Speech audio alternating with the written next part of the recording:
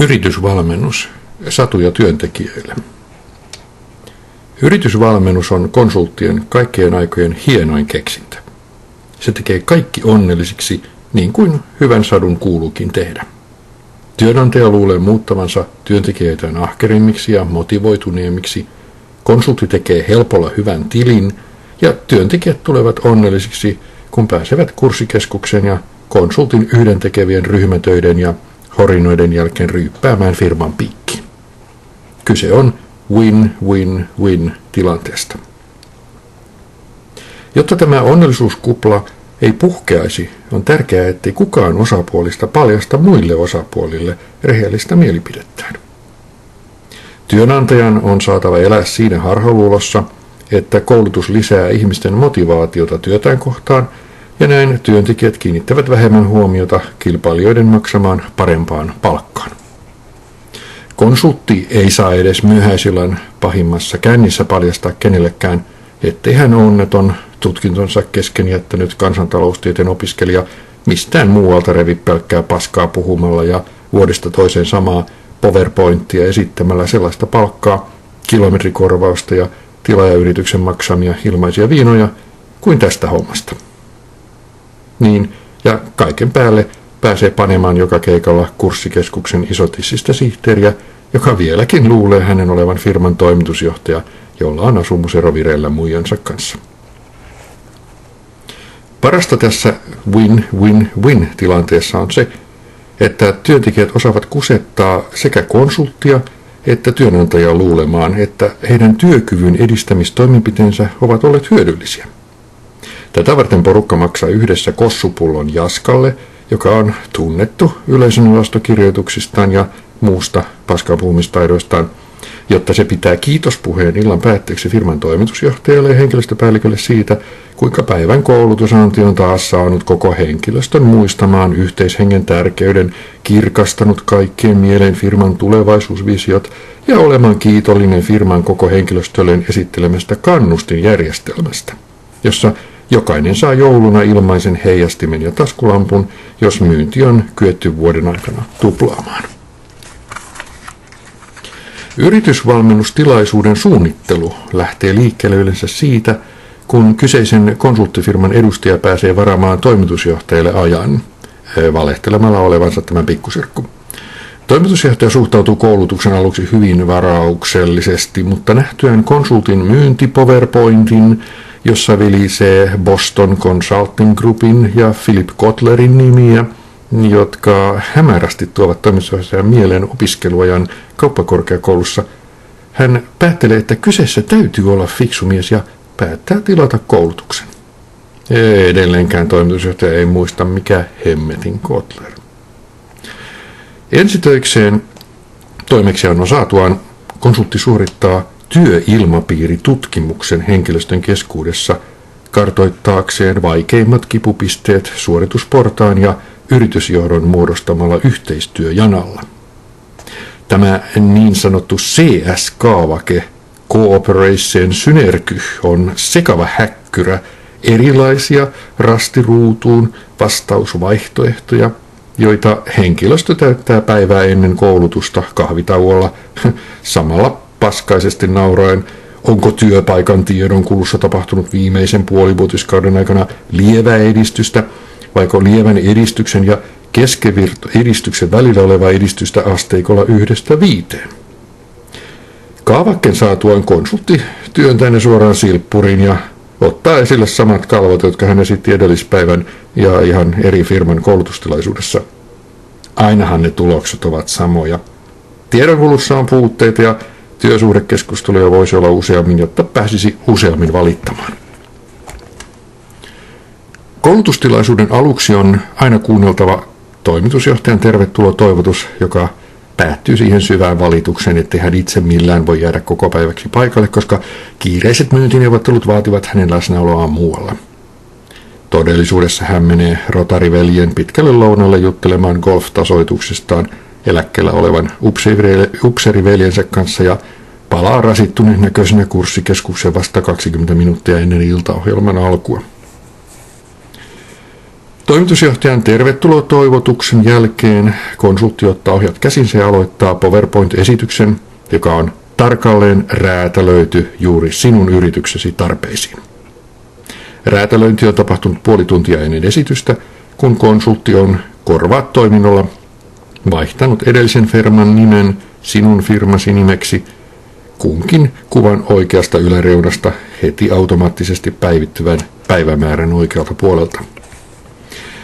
Esitys on muuten sama, jonka eräs Hankkenin lopputyöntekijä väsäsi syksyllä 1996, paitsi että konsultti on loppuun lisännyt pienen mainoksen pian kirjakauppoihin ilmestyvästä valmennusopuksestaan Sisäinen sankaruus, henkinen kateajattelu ja psyykkisten voimavarojen uudelleen allokointi.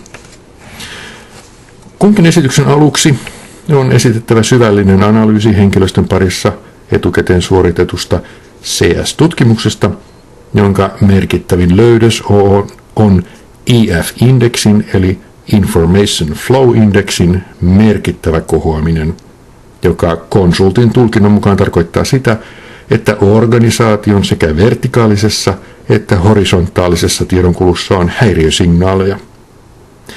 Vertikaalinen tarkoittaa sitä, että pomo säännönmukaisesti valehtelee alaisilleen, ja horisontaalinen sitä, että työkaverit juoruavat toisistaan. Seuraavana vuorossa on yhteinen vakavoituminen havaitun ongelman edessä. Konsultti jakaa ryhmätöiden aiheet, jolloin puolet lähtee tupakalle ja toinen puoli vessaan. Ryhmätöiden purku tapahtuu vartin päästä siten, että jokaisen ryhmän heikoin yksilö pakotetaan flappitaululle esittämään aivoriihen tulokset ja totisena kirjaamaan ranskalaisin viivoin asiat, jotka jokainen läsnäolija olisi kyennyt arvaamaan jo ennen ryhmätöitäkin. Lopuksi konsultti kokoaa ryhmätöiden tulokset yhteen ja tekee niistä nelikenttähäkkyrän, Information Intelligence Matrix, jonka edessä kaikki hiljaa vakavoituvat ja lupaavat jatkossa yhdessä edistää EF-indeksin kehittymistä. Tässä vaiheessa yleensä tarjoillaan kahvia, koska puolet osallistujista nukkuu ja se osa ryhmätyövihaajista, jotka eivät koskaan palanneet tupakkitauolta, on houkuteltava kahvin avulla takaisin seminaarihuoneeseen. Kahvitauon aikana konsultin kylkeen liimautuu yleensä pari tosiuskovaista, jotka ovat kokeneet herätyksen ja haluavat vannoa julkisesti uskoaan äsken esitetyn Information Intelligence-synteesin ihmeelliseen voimaan. Kaikki muut katsovat heitä säälien. Iltapäiväksi konsultti on aina varannut jonkun vierailevan satusedän, filosofin, näyttelijän tai jonkun kapiaisen puhumaan aiheesta, josta kyseisillä henkilöillä ei ole tuon taivaallista tietoa, mutta jotain on heidänkin pienen palkkansa lisäksi tehtävä. Aiheet liikkuvat hyvin pehmeillä alueilla, jottei aamupäivän älyllisesti rankan ryhmätyösession jälkeen kenellekään syntyisi henkiseen prosessointikyvyn ylittävää ahdistussyndroomaa. Puhutaan minuuden löytämisestä, henkisestä kasvusta, sisäisistä energiavirroista, tunneälystä, konsultin pian ilmestyvästä kirjasta, henkisestä tilintarkastuksesta, mielialavirtojen ohjaamisesta, aggressiopatojen murtamisesta, sosiaalisen älykkyyden kehittämisestä ja lopuksi konsultin pian ilmestyvästä kirjasta uudelleen. Iltapäiväsessio lopetetaan hauskaan ryhmätyöhön, jossa jokainen kaatuu jalat suorina suoraan taaksepäin siten, että työkaverit ottavat hänet vastaan, eikä hän kolauta päätään lattiaan. Konsultin mukaan tämä harjoitus herättää työntekijöiden välillä syvän luottamuksen hengen, avaa henkilökohtaisten patoutuminen aiheuttamia pelkotiloja ja jatkossa vahvistaa heidän tiimirakennettaan. Kaikki suostuvat tähän naurettavan pelleilyyn ja aikuisten ihmisten leikittämiseen vain sen takia, että pian saadaan kaljaa. Yritysvalmennuksen rehellisin osuus alkaa siitä, kun päästään saunomaan ja juomaan. Vanhasta kokemuksesta konsultti ja toimitusjohtaja tietävät, ettei heidän kannata mennä saunaan tai ainakaan jäädä sinne pitkäksi aikaa sen jälkeen, kun ryhmän promilletaso on ylittänyt kriittisen tason, jossa aivot eivät enää kykene näyttelemään ja valehtelemaan, vaan alkavat ulostaa päivän sisältöä suun kautta ulos aika vapaassa ja rajoittamattomassa järjestyksessä. Konsultti ja toimitusjohtaja viihtyvätkin loppuillan kahdestaan baarissa. Illanvietot ravintolassa onnistuvat siinä suhteessa aina hyvin, että informaation horisontaalinen kulku ja IF-indeksi kasvavat jopa hyvinkin nopeaksi ja äänekkääksi, eivätkä pienet signaalihäiriöt datan kulussa aiheuta mitään merkittävää häiriötä, koska kukaan ei enää kuuntele tai ainakaan seuraavana aamuna muista kuulemansa. Loppuillasta muutama aggressioparon murtuminen, pari minuuden kadotusta ja yksi henkinen konkurssi jonkin verran sähköistävät sosiaalista kanssakäymistä ja aiheuttavat lievää Cooperation Synergy Indexin laskua organisaatiossa. Seuraava aamu on konsultille aina ankea ja paskamainen, tai jos haluamme käyttää kurssikieltä, niin aamu on haasteellinen ja sosiaalista innovointikykyä kehittävä. Paikalla ei nimittäin ole kuin puolet osallistujista, koska loppujen kohdalla sisäinen sankari ei ole vielä kyennyt herättämään henkistymässä olevan minän energiavirtoja. Tässä vaiheessa ainoa ohjelmanumero voi olla se, että konsultti puhuu, koska kukaan muu ei taatusti puhu ennen lounasta, eikä sitä paitsi kuuntelekaan. Lounan jälkeen konsultti ja toimitusjohtaja yhdessä tekevät loppuyhteenvedon ja lukevat sadunomaisen kauniin lorun, jossa aina todetaan henkilöstön olevan yhtiön tärkein voimavara, ja siksi henkilöstön jatkuva kehittäminen ja kouluttaminen ovat yhtiölle ensiarvoisen tärkeitä asioita. Lopuksi henkilöstön edustaja paperista lukien kiittää konsulttia ja yhtiötä hyödyllisestä ja innostavasta koulutustapahtumasta ja tunkee sitten lapun perstaskuunsa odottamaan seuraavaa koulutuspäivää. Aikuisten satuhetki on päättynyt ja kurssisali tyhjenee kuin ilmahälytyksessä. Konsultti kerää pöydille jätetyt palautelomakkeet ja pudottaa ne paperimukien ja käytettyjen teepussien kanssa roskikseen. Onneksi pääsee illaksi kotiin. Sitten taas huomenna uusi yritys ja sen uudet haasteet.